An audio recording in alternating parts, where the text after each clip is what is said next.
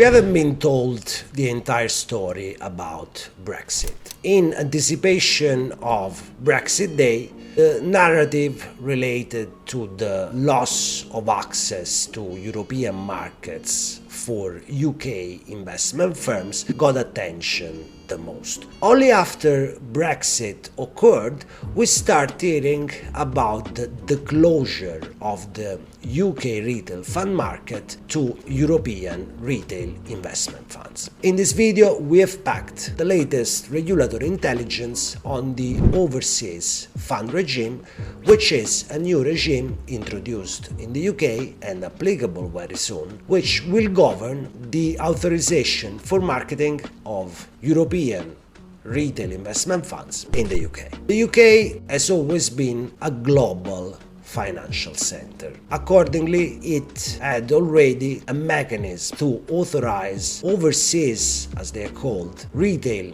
investment funds into its market. It was, and it still is, a cumbersome process which takes nearly 6 months, is very expensive, and it was designed looking at specific overseas countries like the Channel Islands. One of the main elements of this process is ascertaining whether the foreign scheme gives the same investor protection than a UK scheme to UK retail investors. Brexit did create a reality where a large number of UCITS funds in the thousands was authorized for marketing in the UK at the time of the UK still being part of Europe, and that was subsequently grandfathered to continue to be marketed in the UK under the so-called temporary marketing permission regime.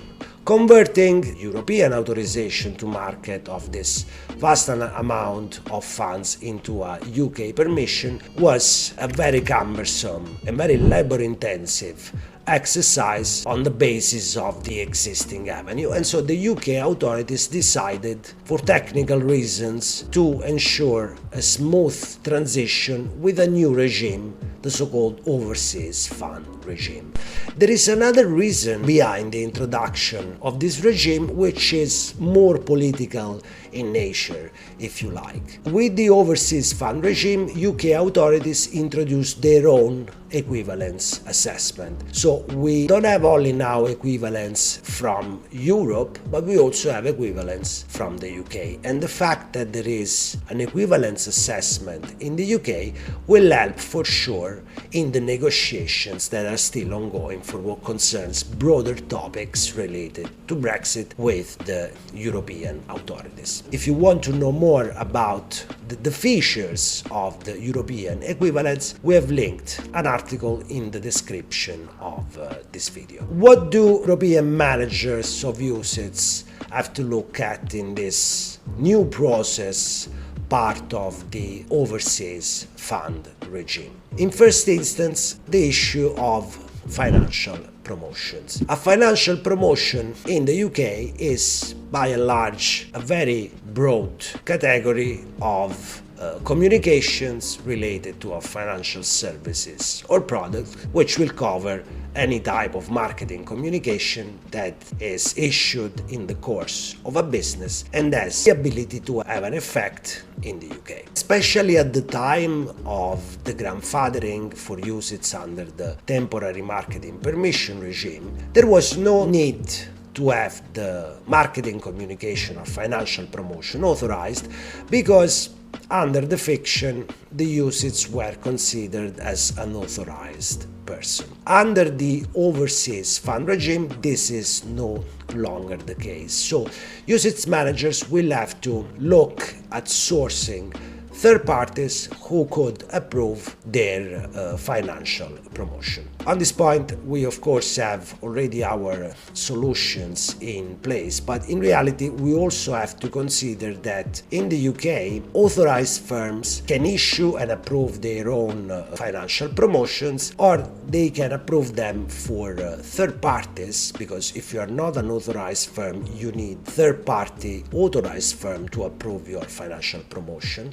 But as a consequence of a parallel reform in the UK financial services regulation, authorized UK firms which intend to approve financial promotion for third parties will have to seek for a special authorization. We suspect that there will be soon a market for all the authorized investment firms in the UK, which requested to be authorized also to specifically approve financial promotions of third party, and this service will be offered, and realistically there will be an additional, of course, requirement and cost for European UCITS managers interested in marketing their UCITS on the UK fund market, but they will be able to have a third party that will approve financial promotions on their behalf. And we have already solutions in mind for our clients who will need this type of support. One of the most important keywords in the financial services regulation in the UK is investor protection. Investor protection takes place at two different levels, if you like. On the one hand, we have the Financial Services Ombudsman, on the other one, the Financial Services Compensation Scheme. The Ombudsman, which is a concept that is known also in some places in Europe, is essentially a last recourse in case retail investors who filed a complaint against an authorized investment firm in the UK believes that the complaint could have been dealt with differently. For what concerns the compensation scheme instead, this acts as a governmental backstop where certain claims are guaranteed in case an authorized firm cannot meet the liabilities that are attached to claims against it. In Europe, we have nothing similar in terms of size of the compensation as well that might be covered.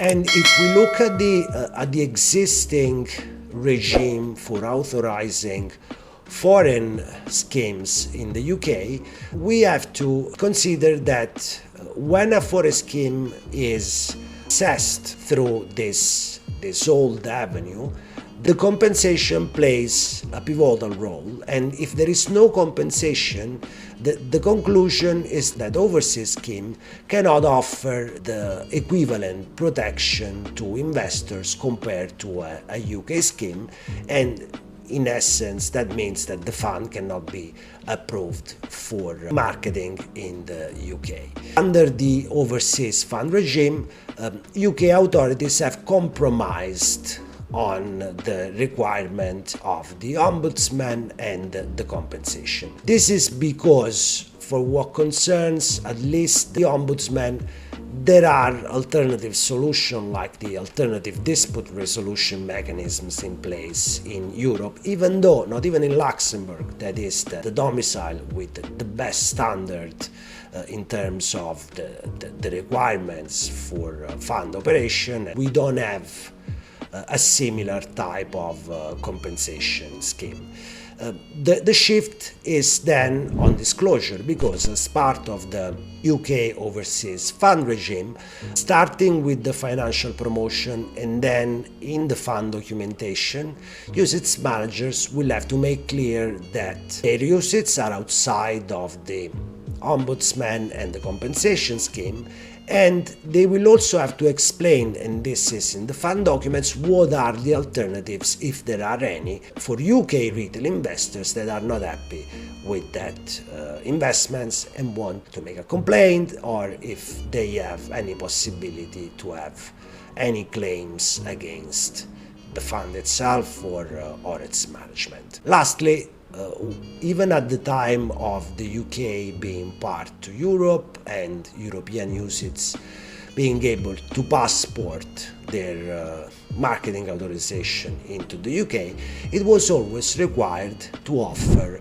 local facilities in the UK. If you follow this channel, you know that we have both a European service for facilities agent and also one that we had historically in the UK.